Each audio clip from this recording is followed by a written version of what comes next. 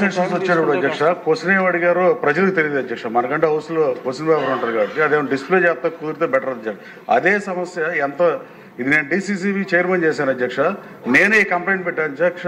దయచేసి 2 నిమిషాలు నేను ఎక్కువ టైం తీసుకున్నాను అధ్యక్ష. ఇది ఎంత లోపభూయిష్టమైందంటే ఈ బ్యాంకుల్లో 425 బ్యాంకులు మా జిల్లాలో ఉన్నాయి అధ్యక్ష, పిఎస్సిఎస్లు 13 డిసిసిబిలు. ఈ 13 డిసిసిబిల్లో 600 జిల్లాలో దేశంలో 15 కోట్ల లాభం ఉన్న డిసిసిబి కృష్ణని 70 కోట్లు తీసుకెళ్ళి అధ్యక్ష ఒక్క సంవత్సర కాలంలో. నా సొంత కంపెనీ కన్నా బాగా పనిచేశాను అధ్యక్ష. 100 మందికి ప్రభుత్వ ఉద్యోగులు ఇచ్చాను అధ్యక్ష, 120 మందికి ఇంటర్న్షిప్ ఇచ్చాను అధ్యక్ష. సీజీఎఫ్ డబ్బు అంతా చచ్చిపోయిన కౌలు రైతులకి ఇచ్చాను అధ్యక్ష. కానీ దరిద్రం ఏంటంటే ఈ డబ్బు అంతా పోగేసి గత ప్రభుత్వం నేను 13 మాసాల తర్వాత తప్పుకున్నాక అంతా అన్యాక్రాంతం చేసి సిఆర్డీఏ పర్మిషన్ లేకుండా బిల్డింగ్లు కట్టి ఒకటి కాదు చెప్పాలంటే 1 గంట పడుతుంది అధ్యక్ష. పేపర్ పంపిస్తాం మీకు. ఇది విచారణ చేయమని గౌరవ మంత్రి గారిని కోరే 51 ఎంక్వైరీకి ఆదేశించారు కానీ నవంబర్లో సెషన్స్లో ఇంతవరకు ప్రారంభం కాలేదు అధ్యక్ష. పిఎస్సిఎస్లో సెక్రటరీ వ్యవస్థ ఉంది అధ్యక్ష. స్వాతంత్రం రాకముందు నుంచి ఏ సెక్రటరీ నియమించబడతాడో రిటైర్ అయ్యే వరకు అదే ఊరిలో ఉంటున్నాడు. దీనికన్నా దరిద్రం ఇండియాలో ఇంకోటి లేదు అధ్యక్ష. 35 సంవత్సరాలు ఒకే ఊరిలో ఉద్యోగం చేస్తే బ్యాంక్ ప్రెసిడెంట్ చదువు లేకపోతే అతనే నడిపిస్తున్నాడు. ఇందాక చెప్పిన స్కామ్లో సగం పైన అతను చేసే అధ్యక్ష. ఆ సెక్రటరీ మీద జీవో నేను హెచ్ఆర్ పాలసీ రెడీ చేసి గత ప్రభుత్వంలో జీవో 90 తెచ్చినా దాన్ని ఇంప్లిమెంట్ చేయట్లేదు అధ్యక్ష.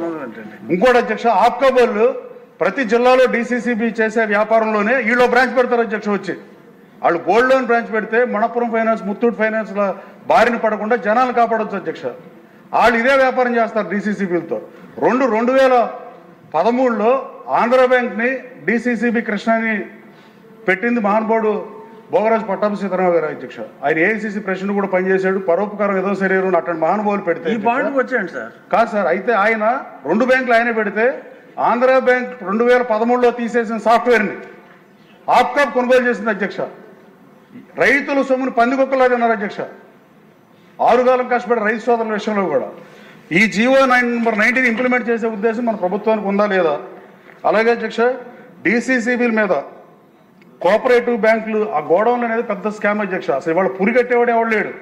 గోడౌన్ అవసరం లేదు అధ్యక్ష, లేని గోడౌన్లు కట్టారు అధ్యక్ష. నేను గౌరవ ప్రధానమంత్రి గారు మోడీ గారి కాన్ఫరెన్స్ కాల్ మీటింగ్లో కూడా చెప్పాను అధ్యక్ష. పల్లెటూరులో మా ఊర్లో బ్యాంకు గోడౌన్ ఉంటే సంవత్సరానికి అయితే 4,000 రూపాయలు ఈ కడతం వల్ల ఉపయోగం లేదని అధ్యక్ష. అట్లాగే అధ్యక్ష, ఈ ప్రభుత్వ హయాంలో జీవో నెంబర్ 90ని ఎట్టి పరిస్థితుల్లో అప్లికబుల్ చేయాలి అధ్యక్ష. పిఎస్సిఎస్ సెక్రటరీ అదే ఊరిలో 35 సంవత్సరాలు ఉద్యోగం చేస్తే ఈ వ్యవస్థ ఎప్పటికీ బాగుపడదు అధ్యక్ష. వాడిని ట్రాన్స్ఫర్ పెట్టాలి అధ్యక్ష. ఫైనాన్షియల్ సెక్టర్లో 3 సంవత్సరాలకు ఒకసారి నేషనలైజ్డ్ బ్యాంకులు ఎవరైనా ట్రాన్స్ఫర్ పెడతారు సరిగ్గా ఆ దరిద్రం దీంట్లో కూడా లేదు అధ్యక్ష. అలాగే 1965 యాక్ట్ సహకార చట్టం మిగతా అన్ని బ్యాంకుల చట్టాల కన్నా గట్టిది అధ్యక్ష. ఒక ఉదాహరణ చెబుతా అధ్యక్ష. ఏపీ సీడ్స్ కార్పొరేషన్ అధ్యక్ష 250 కోట్ల రూపాయలు ఆప్కాప్ ఎందుకు ఇచ్చిందని అడుగుతున్నా అధ్యక్ష. 1965 యాక్ట్ ప్రకారం సహకార చట్టం అన్ని బ్యాంకుల కన్నా గట్టిది అధ్యక్ష. మీరు ఇంప్లిమెంట్ చేస్తే చాలు, అందరూ లాంగ్ వెళ్ళిపోతారు. సెకండ్ అధ్యక్ష, 1965 యాక్ట్ ప్రకారం మార్టిగేజ్ పెట్టకుండా ప్రభుత్వ హామీతో లోన్ కూడా ఇవ్వదు అధ్యక్ష. ఇవ్వకూడదు అధ్యక్ష. నేను డిసిసి నేను ఏమని చెప్పాను కానీ ఆప్కాప్ ఇచ్చింది అధ్యక్ష. ఆప్కాప్ మీద సాక్ష్యం విచారణ చేయాలి. నేను లెటర్ రాస్తే ఈ సాఫ్ట్వేర్ ఎందుకు కొన్నారు? నేను కంప్యూటరైజ్ చైర్మన్గా నేను ఉన్నప్పుడు పోలారిస్ కంపెనీ సాఫ్ట్వేర్ అప్డేట్ చేస్తే సరిపోతుందని చెప్పి నేను ఐటీలో దాదాపు 29 సంవత్సరాల అనుభవం ఉంది అధ్యక్ష. ఆ రోజున వాణిమోహన్ అనే ఐఏఎస్ గారు నాతో ఏకీవించి వెండర్ బ్యాంక్ చిన్నదైనా వెండర్ పోలారిస్ పెద్ద కంపెనీ అయినా అని పిలవమని చెప్పాము అధ్యక్ష. పిలవకుండా నేను తప్పుకునే వరకు ఆపి నేను తప్పుకోగానే అవుట్డేటెడ్ సాఫ్ట్వేర్ని కొని కుంభకోణం చేసిన మాట వాస్తవం అధ్యక్ష. ఇది పూర్తిగా అధికారులు గతంలో చైర్మన్లు చేసిన పరిస్థితి. నేను చేసిన తప్పు ఏంటంటే 15 కోట్లు 80 కోట్ల లాభానికి 48% గ్రోత్ రేట్ 600 జిల్లాల్లో ఏ జిల్లాలోనూ స్వాతంత్రం రాక 115 ఏళ్ళు చరిత్రలో ఎవరు చేయలేదు అధ్యక్ష. నేను చేశాను. ఇది చాలా ఆవేదనతో బాధ చదువుతున్నా అధ్యక్ష. ఏదో చేసేద్దాం ఉన్న అధ్యక్ష. అంత ప్రశ్న చెప్పా ఎమ్మెల్యే అయినా కూడా ఏమీ చేయలేదు 9 మాసాల నుంచి. ఇంతకన్నా జరుగుతున్నాం దౌర్భాగ్యం ఏలేదు అధ్యక్ష. ఎంక్వైరీ చేసినా కూడా ఇవాళ కూడా ఎవరు ఎంక్వైరీ జరగలేదు అధ్యక్ష. ఆప్కాబోర్డ్ సాఫ్ట్వేర్ పందికొక్కలేదు అన్నారు అధ్యక్ష. రైతులు ఇప్పుడైనా వేస్తారా ఇరా? ఈ డిసిసిబి మీద వేసిన ఎంక్వైరీ ఎప్పుడు కంప్లీట్ చేస్తారు? 9 మాసాల నుంచి అదే సీఈఓ నుంచి అదే ఆప్కాబ్ ఎండి నుంచి అంటే మీ మీద మీరే ఎంక్వైరీ చేసుకుంటే బయటపడతారు అధ్యక్ష. ధన్యవాదాలు అధ్యక్ష.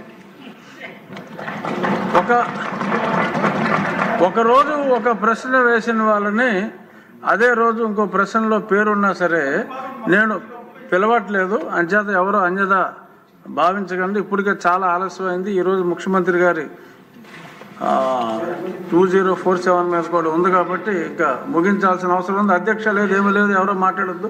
మంత్రి గారు సమాధానం చెప్పండి. అధ్యక్ష, సరైనటువంటి సమాధానం మాకు సమాచారం ఇవ్వలేదని చెప్పి సభ్యులు మొదట అడిగారు.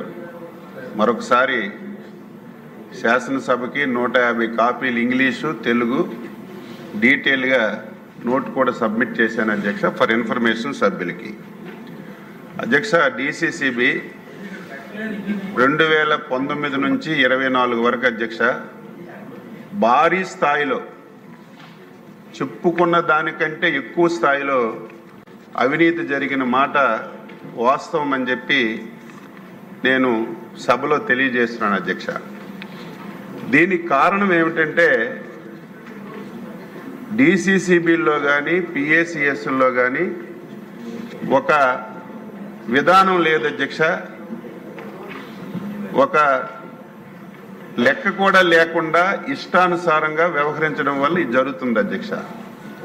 ఇది గ్రహించిన తర్వాత ఇప్పుడే వాల్యుబుల్ పాయింట్ చెప్పారు వెంకట్రావు గారు.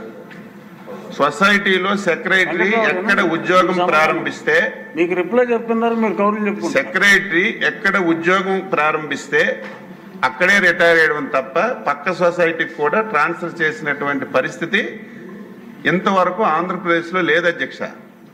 దీనివల్ల అవినీతిని ఎవరు అరికట్టడం లేకపోవడం వల్ల, దీనికి అనేక మార్గాలు వాళ్ళే సృష్టించుకోవడం వల్ల ఈ కార్యక్రమాలన్నీ జరుగుతున్నాయి అధ్యక్ష.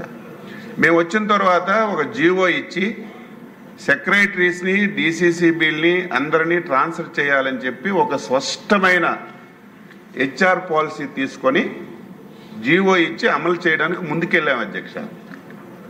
ఆ జీవో మీద హైకోర్టుకి వెళ్తే హైకోర్టు దాన్ని స్టే చేశారు, అది ఇంప్లిమెంట్ చేయలేకపోయాం. స్టే వెకేట్ చేయడానికి అన్ని విధాల ప్రయత్నం చేస్తున్నాం, ఏజీ గారితో కూడా మాట్లాడుతున్నాం. స్టే వెకేట్ అయితే ఉద్యోగస్తుల నుంచి తీవ్ర అభ్యర్థం ఉన్నా ఇది చాలా తప్పు. చిన్న దాంట్లో కూడా ట్రాన్స్ఫర్స్ ఉంటాయి, ఇంత పెద్ద వ్యవస్థలో ట్రాన్స్ఫర్స్ లేకపోవడం చాలా తప్పుడు విధానం అని చెప్పి దీన్ని అమలు చేయడానికి ప్రయత్నం చేస్తున్నాం అధ్యక్ష. ఈ 9 మాసాల్లో పేపర్లో పడిన గౌరవ సభ్యులు నా కంప్లైంట్ ఇచ్చినా ఇమీడియట్గా యాక్షన్కి చర్యలు తీసుకుంటున్నాం అధ్యక్ష. అయితే సభ్యులు 9 మాసాలు అయిపోయింది, ఎంత రికవరీ చేశారు, ఎవరి మీద యాక్షన్ తీసుకున్నారని అందరూ అడిగారు అధ్యక్ష. నేను దాన్ని ఏకీభవిస్తున్నాను.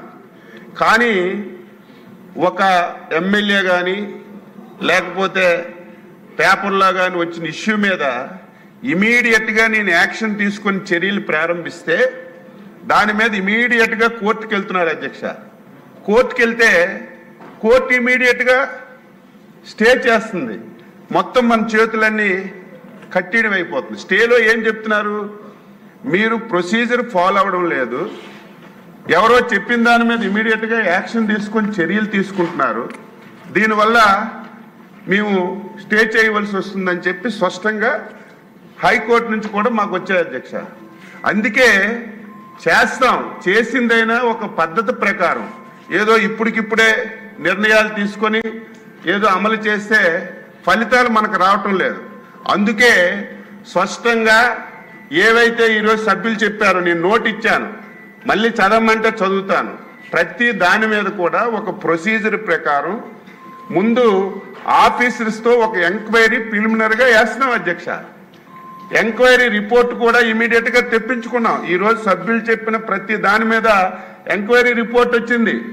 ఎంక్వైరీ రిపోర్ట్ వచ్చిన తర్వాత చాలా దగ్గరలో 51 ఎంక్వైరీ చేశాను, 53 ఎంక్వైరీ చేశాను సీరియస్ పెట్టి.